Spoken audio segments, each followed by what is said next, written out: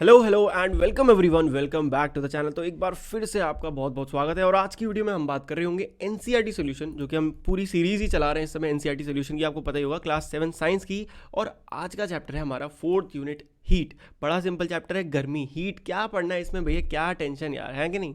Chill. ऐसा नहीं है भाई। देखा, अगर तुमने पूरा चैप्टर पढ़ा है तो वेल एंड गुड, नहीं भी पढ़ा कोई दिक्कत नहीं। इस वीडियो को देखो, सारे क्वेश्चन आंसर्स को समझो, पूरा चैप्टर मस्त समझ में आने वाला है। तो चलो करते हैं स्टार्ट। तो पहला क्वेश्चन देखो, पहले क्वेश्चन में कह रहा है कि सिमिलैरिटीज और डिफरेंस बताना आपको एक लेबोरेटरी थर्मोमीटर और एक क्लिनिकल थर्मोमीटर में। भैया थर्मोमीटर क्या होता है? बेवकूफ़ हो क्या, थर्मोमीटर तो घर पे भी होता है। देखो, एक थर्मामीटर होता है जो हम अपने घर में यूज़ करते हैं, राइट, उसको कहते हैं क्लिनिकल थर्मोमीटर। अब तुम सुन के एकदम भौचक के रह गए, क्लिनिकल नहीं, अपने घर पे जो सिंपल थर्मामीटर आपका टेम्परेचर नापने के लिए, वो क्लिनिकल। और लैबोरेटरी में जो हम यूज़ करते हैं, जो तुम, अगर तुमने ले ली साइंस तो बस फिर तुम्हें पता चली जाएगा केमिस्ट्री लैब में क्या होता है, तो वो तुम्हें वहाँ मिल जाएगा। तो इनमें क्या डिफरेंस है, तो आओ पढ़ते हैं। देखो, इनकी सिमिलैरिटीज़ और डिफरेंस पढ़ने हैं। तो सिमिलैरिटी क्या होती है कि दोनों ही थर्मोमीटर एक नैरो, पतला, long and uniform glass tube से बने होते हैं। ग्लास ट्यूब यानी कि कांच का ट्यूब, राइट। तो इनका स्ट्रक्चर सेम होता है। इन शॉर्ट, दोनों के पास क्या है, एक बल्ब, एक छोटा सा मरकरी बल्ब लगा होता है at the end. Both contain mercury in the bulb. दोनों में जो बल्ब होता है उसमें क्या होता है, मरकरी होती है। मरकरी से ही हम टेम्परेचर को रीड करते हैं। और दोनों ही सेल्सियस स्केल का यूज़ करते हैं, किसमें, ग्लास ट्यूब में, यानी कि सेल्सियस में मेजर करते हैं टेम्परेचर, राइट। अब बात करते हैं डिफरेंस की, क्योंकि डिफरेंस, सिमिलैरिटीज तो लिख दोगे आंसर, डिफरेंस लिखना मुश्किल होता है भाई, है ना। तो देखो, पहला डिफरेंस क्या है, जो आप नॉर्मल अपना टेम्परेचर घर पे यूज़ करते हो ना, वो आपको 35 degree Celsius to 45 degree Celsius का रेंज बताता है। तुम में से कुछ महापुरुषों के दिमाग में एकदम आया होगा कि हमारे टेम्परेचर में तो 96, 97, 98 आता है। तो महापुरुषों, वो 96 जो आ रहा है वो फ़ारेनहाइट स्केल में, हम बात करें सेल्सियस स्केल में, ठीक है जी।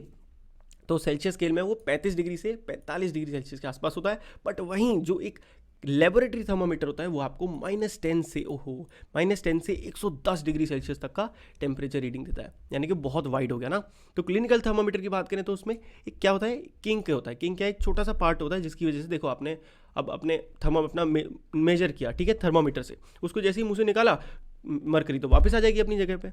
तो ऐसा ना हो, इसकी वजह से एक छोटा सा पार्ट किंक होता है नियर द बल्ब, जिसकी वजह से, जो किसमें नहीं होता, लेबोरेटरी थर्मामीटर में नहीं होता, वो इंस्टेंट मेजर करता है टेम्परेचर और उसके बाद तुरंत चेंज कर देता है, ठीक है। पहला क्वेश्चन हमने डीपली समझा, क्योंकि ये इंपॉर्टेंट क्वेश्चन है, चांसेस हैं आपके पेपर में आपको इसको दिखने के। अब तो लल्लू लल्लू क्वेश्चन है सारे।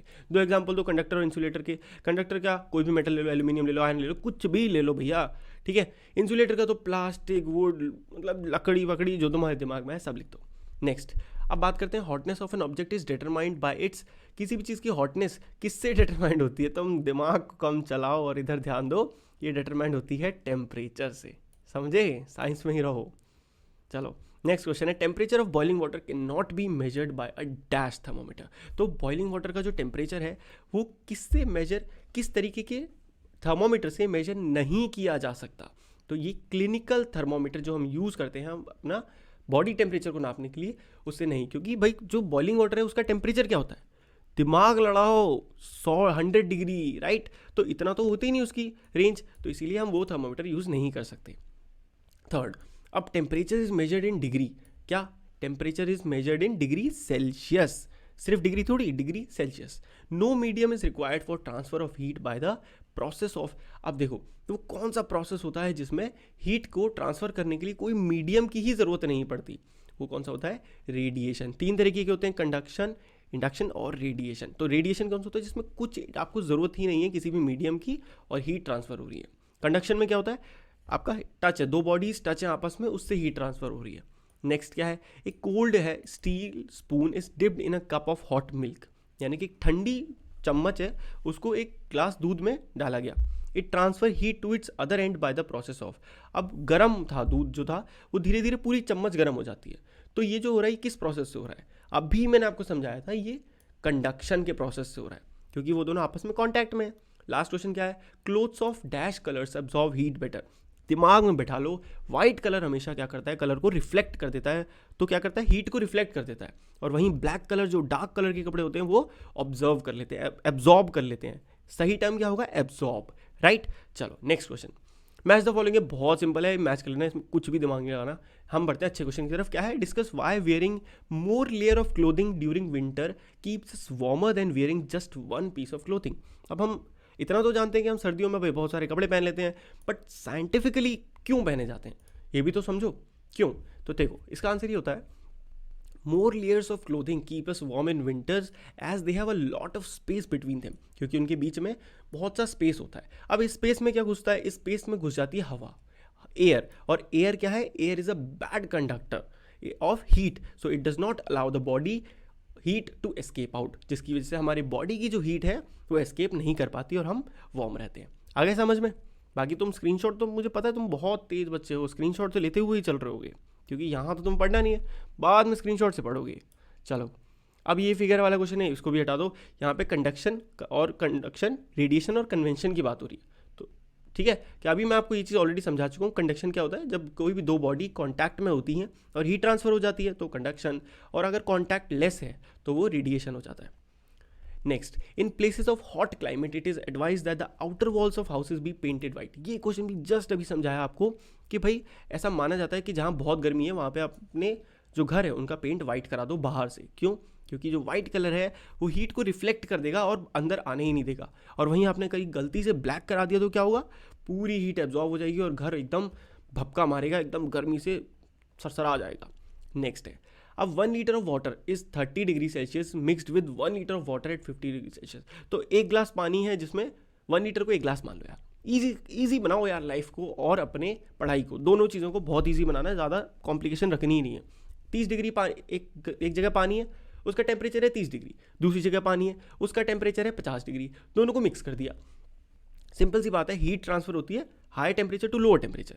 तो जो 50 डिग्री वाला टेम्परेचर है वो थोड़ा नीचे आएगा, और 30 वाला क्योंकि उसमें हाई टेम्परेचर मिल गया तो वो थोड़ा रेस कर जाएगा। तो जो आपका आंसर आएगा वो 30 से 50 के ही बीच में तो रहेगा।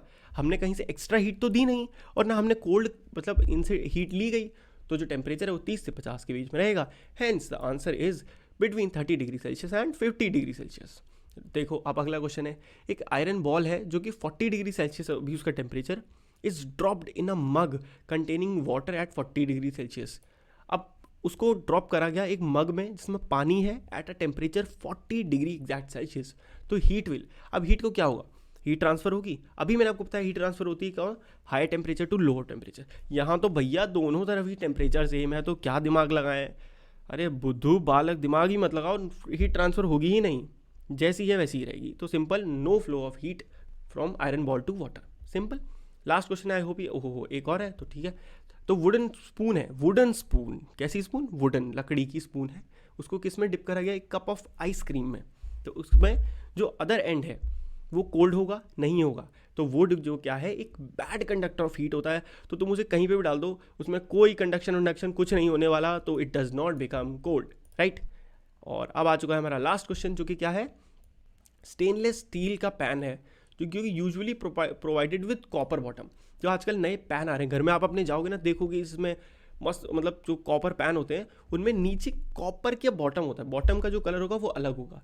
ये रीज़न क्या है इसका? The reason could be that, अब इसमें से कोई एक रीज़न आपको बताना है। कॉपर बॉटम जो है वो मेक पैन को ज़्यादा ड्यूरेबल बना देता है, या फिर सच पैन आर मोर कलरफुल, या वो कलर के लिए बड़ा हो सकता है, भाई बड़ा स्मार्ट लगना है, स्टाइलिश लगना चाहिए, ऐसा भी तो हो सकता है।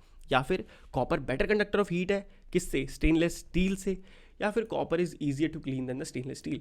अब देखो मैं तुम्हें समझा तो रहा हूँ, बट एक बड़े भाई होने के नाते ना थोड़ा तुम्हें बुद्धि भी दे रहा हूँ। ऐसा क्वेश्चन आया ना तो तुम्हें पता है कि तुम चैप्टर हीट का पढ़ चुके हो, तो ये अंट संट आंसर है कलरफुल ये तो होंगे ही नहीं। सिंपल सी बात है, जहाँ कंडक्टर ऑफ हीट वीट की बात हो रही है आंसर तो वही होगा।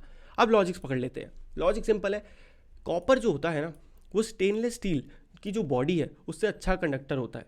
किसका? हीट का। अब स्टेनलेस स्टील सस्ता होता है पूरा, उससे बना देते हैं, कॉपर नीचे लगा देते हैं ताकि मस्त गर्म हो जाए। तो दिमाग समझ लिया ना तुमने?